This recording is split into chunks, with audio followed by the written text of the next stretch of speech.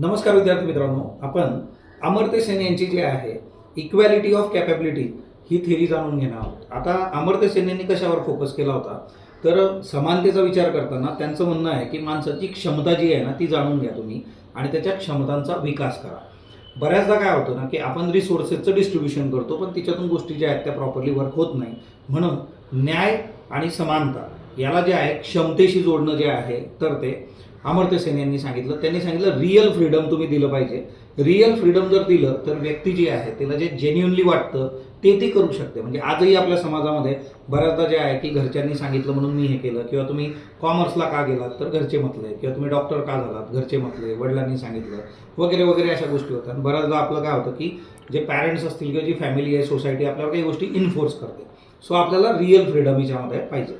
मग आता अमर्त्य सेन यांचं जे म्हणणं आहे की आपण जर लोकांना जे आहे इक्वल डिस्ट्रीब्युशन ऑफ रिसोर्सेस केलं, सर्वांना समान इन्कम दिलं तर ती गोष्ट ओके आहे, पण ती इनफ नाही आहे। हा खूप नॅरो आस्पेक्ट आहे इक्वॅलिटीचा। दुसरं जे आहे की आपण जर हॅपीनेसचा विचार केला, जसं आपण युटिलिटेरियन अप्रोचमध्ये केलेला आहे। आता हॅपीनेसचा प्रॉब्लेम असा आहे की हॅपीनेस ही प्रत्येकाची वेगवेगळी आहे। म्हणजे मला ज्या गोष्टीने आनंद मिळतो त्याच गोष्टीने तुम्हाला पण आनंद मिळेल असं होऊ शकत नाही। प्रत्येकाच्या हॅपीनेसचे कन्सेप्ट वेगळे आहे। एखाद्याला पुस्तक वाचण्यातून आनंद मिळू शकतो, तर कोणाला वडापाव खाण्यातून मिळू शकतो। त्याच्यामध्ये आपण सब्जेक्टिव्हिटी पाहतो। तिसरा मुद्दा आहे तो की जर आपण राईट्स दिले प्रत्येकाला, तर राईट्स हे नेसेसरी आहेत पण राईट्स इनफ नाही आहे तुम्ही जे अधिकार देता। मग याच्यामध्ये गरजेचं काय आहे तर कॅपॅबिलिटी, क्षमतांचा विकास झाला पाहिजे। आज आपण जेव्हा देशांचा विचार करतो तेव्हा GDPवर फोकस करतो।